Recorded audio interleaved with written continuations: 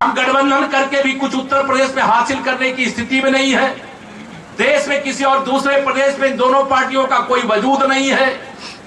और मैं जहां जा रहा हूं, मैं स्पष्ट आपको बता रहा हूं, इस बार उत्तर प्रदेश के अंदर जो मायावती जी के बिरादरी वाले हैं वह भी, जो अखिलेश यादव जी के बिरादरी वाले हैं वह भी, वो कहते हैं हम राष्ट्रवादी पहले हैं, जातिवादी बाद में।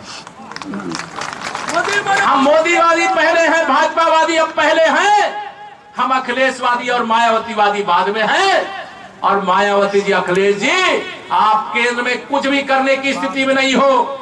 अगर अखिलेश यादव जी आप कुछ करने की स्थिति में होते तो श्री मुलायम सिंह यादव जी संसद में माननीय नरेंद्र मोदी जी को दूसरी बार प्रधानमंत्री बनने का आशीर्वाद देकर के आते क्या? वो कह करके आ रहे। और ऐसे बेटे हैं श्री अखिलेश यादव जी कि वो आने के बाद करें कि नहीं, मुलायम सिंह यादव जी का आशीर्वाद तो फलता नहीं है। जिनको वो आशीर्वाद देते वो प्रधानमंत्री नहीं बनते हैं। अखिलेश यादव जी, आपको आशीर्वाद दिया था इसलिए आप मुख्यमंत्री उत्तर प्रदेश के बन गए। लेकिन आपको जब से उनके अध्यक्ष पद छीना, तब से आप कहीं के नहीं रह गए।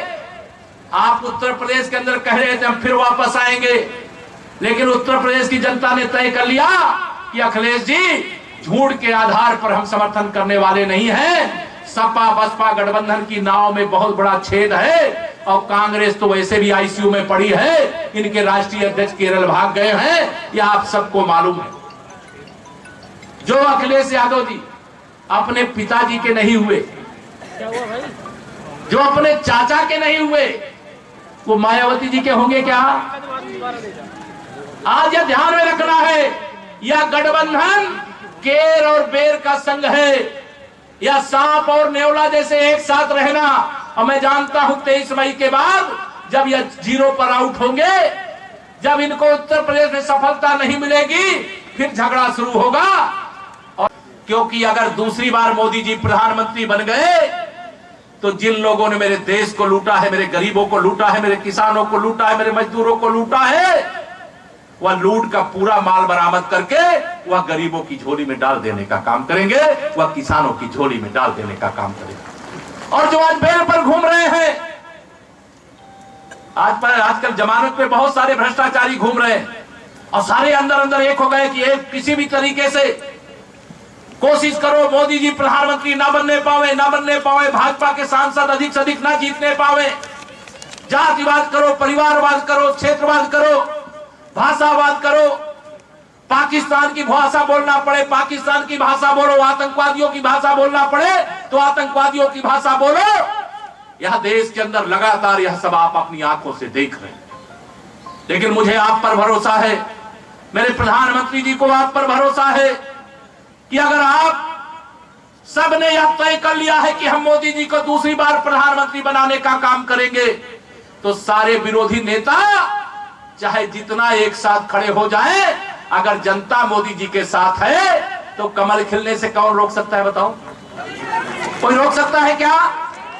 23 मई सपा बसपा कांग्रेस गई। उत्तर प्रदेश में भारतीय जनता पार्टी की, मोदी जी की आंधी नहीं सुनामी चल रही है। जनता मोदी जी के साथ खड़ी है, भाजपा के साथ खड़ी है।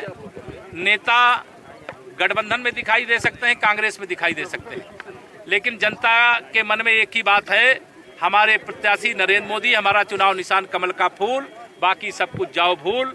गाजीपुर में आदरणीय मनोज सिन्हा जी के नेतृत्व में जहां विकास की एक गंगा बहुत तीव्र गति से बही है, चतुर्दिक विकास हुआ है, बहुमुखी विकास हुआ है, वहीं माननीय नरेंद्र मोदी जी का संसदीय क्षेत्र भी गाजीपुर से लगा हुआ है। इसलिए लोगों के मन में यह भावना है कि काशी क्षेत्र की जो एक सीट पिछली बार संगठनात्मक दृष्टि से अमेठी रह गई थी और गोरखपुर की एक सीट हमारी आजमगढ़ रह गई थी, इस बार अमेठी और आजमगढ़ में कमल खिलाते हुए गाजीपुर को 2014 से बड़े अंतर से जीते।